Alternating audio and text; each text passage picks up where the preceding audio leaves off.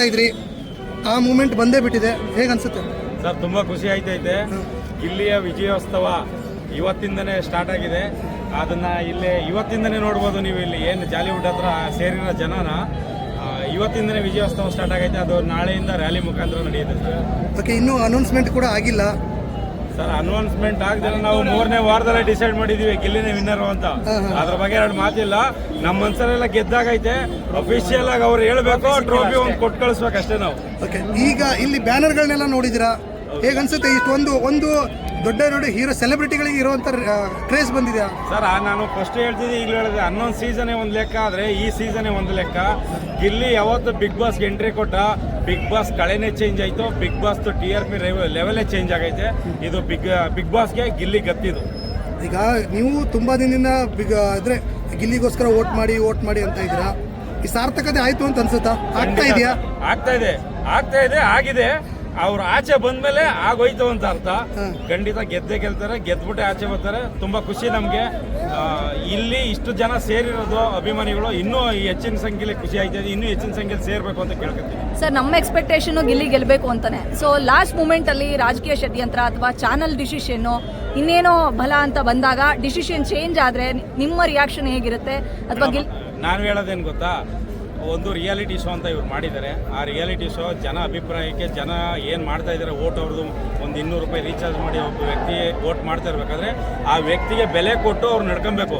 ಇಲ್ಲ ಅಂದರೆ ಅದು ರಿಯಾಲಿಟಿ ಶೋನೇ ಆಗಲ್ಲ. ನಾವು ಫೈನಲಲ್ಲಿ ಇದ್ದೀವಿ, ಇನ್ನೇನು ಗೆದ್ದಿದ್ದಾನೆ, ಗೆಲ್ತಾ ಇದ್ದಾನೆ, ಈ ಮೂಮೆಂಟಲ್ಲಿ ಏನು ಹೇಳಲ್ಲ. ಅದು ಏನು ಡಿಸೈಡ್ ಆಗುತ್ತೆ ಅದಾದಮೇಲೆ ಅದ್ರ ಬಗ್ಗೆ ರಿಯಾಕ್ಷನ್ ಮಾಡ್ತೀವಿ.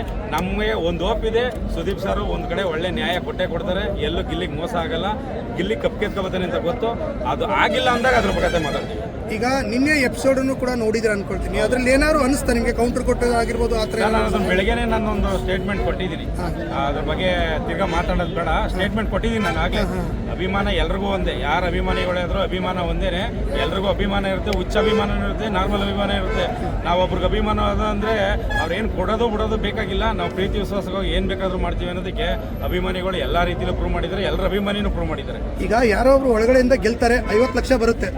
ಆ 50 ಲಕ್ಷನ ಇಲ್ಲಿ ಈ ಅಭಿಮಾನ ತೋರ್ಸೋರ್ಗೆ ಕೊಡಲ್ಲ ಅಂತ ಒಂದು ಮಾತು ಬಂತಲ್ಲ ಸರ್. ಹಂಗಾರೆ ಫಿಲಂ ಮೂವಿ ಮಾಡೋರು ಅವರು ಕೊಡ್ಲಿ ಅಂತ ಹೇಳ್ಬಿಟ್ಟು ನಾವು ಮಾಡ್ತಾ ಇಲ್ಲ. ನಾವೇನಾದ್ರೂ ರಿಯಾಲಿಟಿ ಶೋನೇ ಬೇಡ, ರಿಯಾಲಿಟಿ ಶೋನೇ ಬೇಡ. ಅವನಿಗೆ ನಾವು ಸಹಾಯ ಮಾಡಬೇಕು ಅಂತ ನಿಂತ್ಕೊಂಡ್ರೆ ಎಲ್ಲರೂ ಬರೀ 10 ರೂಪಾಯಿ ಅಂತ ಹಾಕಿದ್ರು ಇವ್ರು ಕೊಡೋಕ್ಕಾಗದಿರೋಷ್ಟು ದುಡ್ಡನ್ನ ನಾವು ಕಲೆಕ್ಟ್ ಮಾಡಿ ತೋರಿಸ್ತೀವಿ. ಆದರೆ ಆ ಥರ ಕಲೆಕ್ಟ್ ಮಾಡ್ಕೊಡೋ ಅವಶ್ಯಕತೆ ನಮಗಿಲ್ಲ. ಆ ಥರ ಆ ಜೀವನನೂ ಬೇಡ. ಅವನು ಆಟ ಆಡಿ ಗೆದ್ದು ಆ ಕಪ್ ಸಮೇತ ದುಡ್ಡು ಸಮೇತ ಬರಲಿ ಅನ್ನೋದು ನಮ್ಮ ಖುಷಿ. ಈಗ ಸೆಲೆಬ್ರೇಷನ್ ಗೆದ್ರೆ ಸೆಲೆಬ್ರೇಷನ್ ಯಾವ ರೀತಿ ಇರುತ್ತೆ ಸರ್? ನಾಳೆ ರ್ಯಾಲಿ ಇಟ್ಕೊಂಡಿದ್ದೀವಿ ಮಳವಳ್ಳಿಲಿ. ಅದನ್ನು ನಾನು ಆಗಲೇ ಪೋಸ್ಟ್ ಮಾಡಿದ್ದೀನಿ. ಅಲ್ಲೇ ಮಳವಳ್ಳಿಯಿಂದ ಅವ್ರ ಊರಿಗೆ ರ್ಯಾಲಿ ಇದೆ ನಾಳೆ 3 ಗಂಟೆಗೆ. ನಮ್ಮ ಮನಸ್ಸಲ್ಲೇ ಅವ್ನು ಗೆದ್ದಾಗಿದೆ ಆಲ್ರೆಡಿ, ಅದಕ್ಕೆ ಪೋಸ್ಟ್ ಮಾಡ್ಬಿಟ್ಟಿದ್ದೀವಿ ನಾವು. ಈಗ ರ್ಯಾಲಿ ಅಂದ್ರೆ ಅದ್ರಲ್ಲಿ ಏನಾದ್ರು ಗಿಲ್ಲಿ ಏನಾದ್ರು ಇನ್ವಾಲ್ವ್ ಆಗ್ತಾರಾ? ಯಾವ ರೀತಿ? ಹೌದು, ಅವ್ರ ಊರಲ್ಲೇ ಗಿಲ್ಲಿಯವ್ರ ಪೂಜೆ ಸಮೇತನೇ ಪೂಜೆ ಮಾಡಿಸ್ಕೊಂಡು ಅವ್ರ ಮನೆ ದೇವ್ರನ್ನ ಆ ಪೂಜೆ ಸಮೇತ ಗಿಲ್ಲಿಯವ್ರ ಮನೆ ಹತ್ರಕ್ಕೆ ದಂಡನ ಮರಂ ಅಂತ ಮಳವಳ್ಳಿಲಿ ಆ ಪೂಜೆ ಮುಗಿಸ್ಕೊಂಡು ಮಳವಳ್ಳಿ ಅವರ ಊರು ಮಳವಳ್ಳಿ ದಡದಪುರಕ್ಕೆ ರ್ಯಾಲಿ ಕಂಪ್ಲೀಟ್ ಮಾಡ್ತೀವಿ. ಮೇನ್ ರೋಡಲ್ಲೇ ಹೋಗುತ್ತೆ. ಈಗ ಇಷ್ಟು ಕ್ರೇಜ್ ಹಳೆ ಸೀಸನ್ಗಳಲ್ಲಿ ಇರಲಿಲ್ಲ ಅಂತ ಅನ್ಸುತ್ತೆ. ನಿಮ್ಮ ಪ್ರಕಾರ ಏನಂತಾರೆ ಸರ್? ಜನ ಏನು ಮಾಡ್ತಾಯಿದ್ರು ಅಂದರೆ ಸುಮ್ಮನೆ ನೋಡ್ತಾ ಇದ್ರು, ಹೊಗಳ್ತಾ ಇದ್ರು, ಬಿಟ್ಬಿಡ್ತಾ ಇದ್ರು. ವೋಟ್ ಮಾಡಬೇಕು, ಇವ್ನು ಉಳಿಸ್ಕೋಬೇಕು, ಇವ್ನು ಗೆಲ್ಲಿಸ್ಬೇಕು ಅಂತ ಯಾವ ಸೀಸನಲ್ಲಿ ಯಾರೂ ತಲೆ ಕೆಡಿಸ್ಕೊಂಡಿರಲ್ಲ. ಆದರೆ ಈ ಸೀಸನಲ್ಲಿ ಅವನು ಅಷ್ಟು ಎಂಟರ್ಟೈನ್ಮೆಂಟ್ ಮಾಡವನೆ, ಅಷ್ಟು ಎಲ್ರಿಗೂ ಖುಷಿ ಕೊಟ್ಟವನೆ. ನಾವು 2 ಅವರ್ ಫಿಲಮ್ನ 300 ರೂಪಾಯಿ, 400 ರೂಪಾಯಿ, 1000 ರೂಪಾಯಿ ಕೊಟ್ಟು ನೋಡೋರು ಇದ್ದೀವಿ. ಬರೀ 2 ಅವರ್ನ ಸತತ 3 ತಿಂಗಳು ಎಂಟರ್ಟೈನ್ಮೆಂಟ್ ಮಾಡಿದ್ದಾನೆ. ನಮ್ಮ ಜನ ಇನ್ನೆಷ್ಟು ಸರ್ ಏಜ್ ಆಗಿರೋದ್ರಿಂದ ಹಿಡಿದು ಕಾಯಿಲೆ, ಎಷ್ಟೋ ಜನ ಕಾಯಿಲೆ ಬಿದ್ದಿರೋರು ಅಪ್ಪ ಅಮ್ಮ ಇದನ್ನ ನೋಡಿ ಎಷ್ಟೋ ಹುಷಾರಾಗಿದ್ದಾರೆ ಅಂತ ಹೇಳ್ಕೊಂಡ್ರೆ ನನ್ನ ಹತ್ರ. ಅದರಿಂದ ಜನಕ್ಕೆ ಖುಷಿ ಇದೆ ಸರ್. ಗಿಲ್ಲಿಗೆ ವೋಟ್ ಹಾಕೋದ್ರಿಂದ, ಗಿಲ್ಲಿಗೆ ವಿನ್ ಆಗೋದ್ರಿಂದ ನಮಗೆಲ್ಲ ನಮ್ಮನೆ ಮಗ ಗೆದ್ದ ಅನ್ನೋದು ಒಂದು ಖುಷಿ ಇದೆ ಅಲ್ಲ ಸರ್. ಈಗ ಕಳೆದ ಸೀಸನ್ಗಳಲ್ಲಿ ನೋಡಿದ್ವಿ, ಬಿಗ್ ಬಾಸ್ ಮನೆ ಮುಂದೆ ಇಷ್ಟು ಜನ ಸೇರೋದು ನೋಡಿಲ್ಲ. ಈ ಕಂಟ್ರೋಲ್ ಮಾಡೋಕ್ಕಾಗದಲ್ಲಿ ಪೊಲೀಸರು ಲಾಠಿ ಚಾರ್ಜ್ ಸರ್ ಮಾಡ್ತಾ ಇದ್ದಾರೆ. ಹೇಗೆ ಅನಿಸ್ತಾ ಇದೆ ಈ ಕ್ರೇಜ್ ನೋಡಿದ್ರೆ? ಸರ್, ನಾನು ರಾಮನಗರದಲ್ಲಿ ಪಕ್ಕನೇ ಇರೋದು. ಜಾಲಿವುಡ್ ಎಲ್ಲಿದೆ ಅಂತ ಕೇಳ್ಕೊಂಬಂದೆ ನಾನು. ನನಗೆ ಅಡ್ರೆಸ್ಸೇ ಗೊತ್ತಿಲ್ಲ. ಅಂದರೆ ನಾವು 11 ಸೀಸನಲ್ಲಿ ಎಲ್ಲೆಲ್ಲಿ ನಡೆದಿದ್ದ ಗೊತ್ತಿಲ್ಲ. ಆದರೆ ನಮ್ಗೆ ಗೊತ್ತಿಲ್ಲ, ಅಡ್ರೆಸ್ಸೇ ಗೊತ್ತಿಲ್ಲ. ನಾನು ರಾಮನಗರದ ಇಲ್ಲಿ ಕೇಳ್ಕೊಂಬಂದೆ. ನಮ್ಮ ಹುಡುಗರು ಅಂತಿದ್ರೆ ಏನು ಇಲ್ಲೇ ಇದೆ ಗೊತ್ತಿಲ್ವಾ ಅಂತ. ಅಡ್ರೆಸ್ ಎಲ್ಲೈತೆ ಅಂತ ಕೇಳ್ಕೊಂಡ್ ಬಂದಿದೀವಿ ಅಂದ್ರೆ ಕ್ರೇಜ್ ಹೆಂಗೈತೆ ಅಂತ. ಅಲ್ಲ ಕಳೆದ ಸೀಸನ್ಗಳಲ್ಲಿ ಜನನೇ ಇರ್ತಿರಲಿಲ್ಲ ಬಿಗ್ ಬಾಸ್ ಮನೆ ಮುಂದೆ. ಇವತ್ತು ನೋಡಿದ್ರೆ ಒಳ್ಳೆ ಜನಸಾಗರ ಸೇರಿದೆ. ಹೇಗೆ ಜನ ಸಂಪಾದನೆ ಮಾಡಿದ್ದಾರೆ ಮನಸ್ಫೂರ್ತಿಯಾಗಿ ಬೇರೆ ಅಂತ ಹೇಳಿದ್ರೆ ಈಗ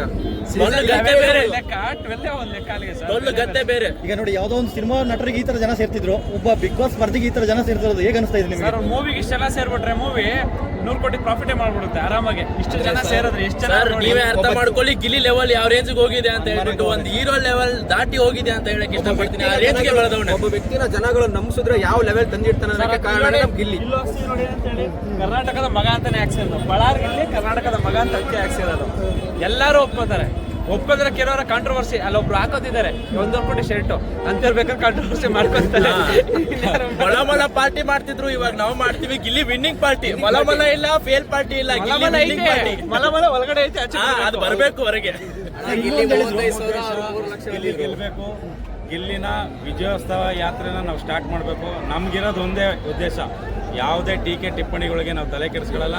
ನಮ್ಮ ರೈತನ ಮಗ, ಟ್ಯಾಲೆಂಟ್ ಇರೋ ಹುಡುಗ ಗೆದ್ದಿ ಕಪ್ಪು ಸಮೇತ ಬರಬೇಕು. ನಮ್ಮ ಹಳ್ಳಿಯ ಮಂಡ್ಯದ ಹುಡುಗ ಗೆದ್ದು ಬರಬೇಕು. ಅವನು ಮಂಡ್ಯದ ಹುಡುಗ ಅಲ್ಲ, ಇಡೀ ದೇಶದ ಮಗ. ಬರೀ ಇಂಡಿಯಾ ಮಗ ಅಲ್ಲ, ಕರ್ನಾಟಕ ಮಗ, ಇಡೀ ದೇಶದ ಪ್ರಪಂಚ ಮೂಲೆಯಿಂದ ನಾವು ಪ್ರೀತಿಸ್ತವ್ರೆ. ಅವನು ಗೆದ್ದು ಬರಬೇಕು, ನಾವು ಅದನ್ನೇ ಆಶಿಸೋದು. ಗೆದ್ದವನು ಆಲ್ರೆಡಿ ಅನೌನ್ಸ್ಮೆಂಟ್ ಒಂದು ಆಗ್ಲಿ ಅಂತ ಕಾಯ್ತಾ ಇದ್ದೀವಿ.